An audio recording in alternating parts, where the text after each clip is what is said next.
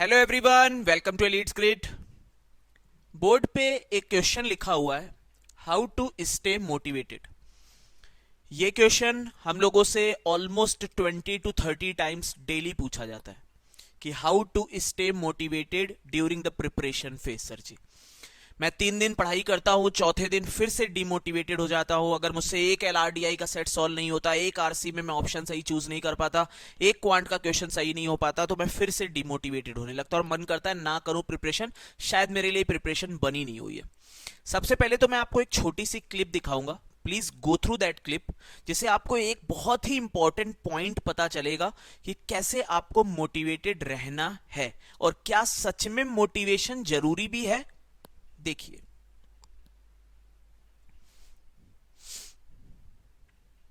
चलने दीजिएगा। I hope कि आप इसको पहचानते हो। मेरा भाई बहरा है, मेरा भाई गूंगा है।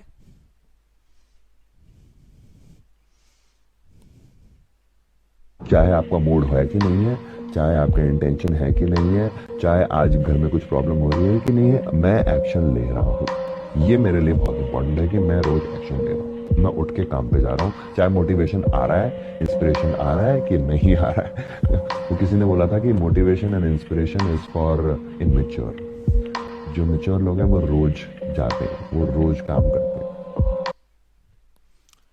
जब मोटिवेशन, आप जब जर्नी को स्टार्ट करते हो कि यार मुझे एमबीए की प्रिपरेशन करनी है, वो एक मोटिवेशन हो जाता है।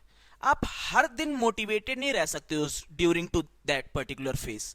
आप हर दिन नहीं रह सकते हो। आप सोचो कि मैं हर दिन उसी मोटिवेशन से, जिस मोटिवेशन से मैंने प्रिपरेशन स्टार्ट करी थी, जितना मैं मोटिवेटेड था, जितना 3 दिन मैंने बहुत पढ़ाई करी, जो नई नई बुक्स एंड ऑल पीडीएफ जैसे बचपन में करते हैं सजा के एकदम, वो सब करूं, वो नहीं होता है। इस पर्टिकुलर फेज में आपके कई अप्स एंड डाउन आने वाले हैं। मॉक्स में स्कोर कम आएंगे, सेक्शनल में आप स्ट्रगल करोगे, एलआरडीआई में आपके सेट नहीं निकलेंगे, आरसी में आप गलत चॉइसेस पिक करोगे, पैरा जंबल्स में आपकी सॉल्विंग नहीं होगी, क्वांट में किसी पर्टिकुलर टॉपिक में स्ट्रगल करोगे। There will always be these kind of phases with almost every particular student. आपका काम सिर्फ और सिर्फ ये है कि आप हर दिन प्रिपरेशन करो, हर दिन क्वेश्चन सॉल्व करो, हर दिन एक एलआरडीआई का सेट सॉल्व करो। लास्ट ईयर भी किसी को नहीं पता था कि एलआरडीआई के सेट इतने इजी कैट में आ जाएंगे। अब जो बच्चा मॉक्स देके ही सिर्फ डिमोटिवेटेड हो जाता और वो जाके कैट ही ना देता और उस माइंड सेटअप से जाके देता, तो उसमें कितने बच्चे सिर्फ वो पेपर सॉल्व ही नहीं कर पाए बिकॉज ऑफ दिस थिंकिंग, या पेपर तो टफ ही होगा, मैं तो हुई नहीं इस चीज के लिए, मेरे तो एक ही सेट सॉल्व होता है। आपको अपने थॉट प्रोसेस को इस तरह से डेवलप करना है कि पेपर वाले दिन कुछ भी हो सकता है। मैं चाहे जितना डिमोटिवेटेड हूं और जितना मोटिवेटेड भी हूं, पेपर के दिन पे सब ऑप्शंस पॉसिबल है।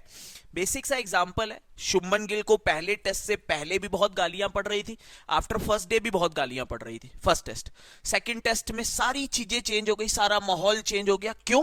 क्योंकि डी डे पर परफॉर्म कर दिया।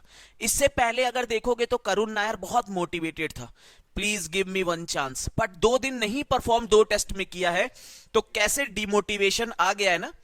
2 टेस्ट में परफॉर्म नहीं हुआ तो किस तरह से चीजें चेंज हो गई उसके अराउंड, और यही आपको ध्यान रखना है। मतलब सब कुछ छोड़ के इंपॉर्टेंट है वो डी डे पर परफॉर्म करना। और उसके लिए आप अभी से मोटिवेटेड डिमोटिवेटेड का गेम करोगे तो बीच प्रिपरेशन में क्विट कर दोगे, आपको पता ही नहीं है कि एक्चुअली में डी डे पे होने क्या वाला है। आप चाहे जितने मोटिवेटेड हो, जितने डिमोटिवेटेड हो, आपको अपना काम करना है सिंपल सा इन 5 मंथ में कि I have to solve questions. मैं जितने क्वेश्चन सॉल्व करूंगा उतनी मेरी पॉसिबिलिटी, जितना रिवाइज करूंगा, जितना सॉल्व करूंगा, उतनी मेरी पॉसिबिलिटी रहेगी कि मैं डी डे पर अच्छा परफॉर्म करूंगा। पॉसिबिलिटी बढ़ेगी। आप करोगे नहीं करोगे, बहुत चीजों पर बॉइल डाउन होगा, आप कितना प्रेशर हैंडल कर पाते हो, कितना काम रह पाते हो, बट लेकिन अभी से नहीं डिसाइड कर सकते ना कि अभी से आप 2 क्वेश्चन आपके अभी नहीं सॉल्व हुए और डी डे कर आप डिसाइड कर रहे हो, बहुत टाइम बाकी है। तो प्लीज इस चीज को समझिए कि आपको काम पे जाना है, हर दिन क्वेश्चन सॉल्व करने हैं, हर दिन आरसी सॉल्व करना है, हर दिन एलआरडीआई लगाना है, कुछ क्वांट के क्वेश्चन आपको सॉल्व करने हैं। तभी आपकी प्रिपरेशन अच्छे फेज में जाएगी और there will be high possibility कि आप अच्छा करोगे। बीच में डिमोटिवेटेड होके उस प्रोसेस को आप इतना स्लो कर दोगे कि शायद उस डे पर जो पॉसिबिलिटी है भी, चाहे 10% भी, उसको भी आप 0% ले आओगे। तो प्लीज प्रिपरेशन फेज में जब भी आप डिमोटिवेटेड हो तो ये समझो कि आप नहीं, आप जैसे हजारों बच्चा डिमोटिवेटेड होता है, चाहे आप हो चाहे फैकल्टी हो, सबकी लाइफ में कुछ ना कुछ चल रहा है, वो डिमोटिवेशन आएगा। आपका मेन पॉइंट है मुझे प्रिपरेशन करनी है, मैंने ये चूज किया है टारगेट, अब मैं बीच में नहीं उसको क्विट कर सकता, बीच में मैं मोटिवेशन का गेम नहीं खेलूंगा।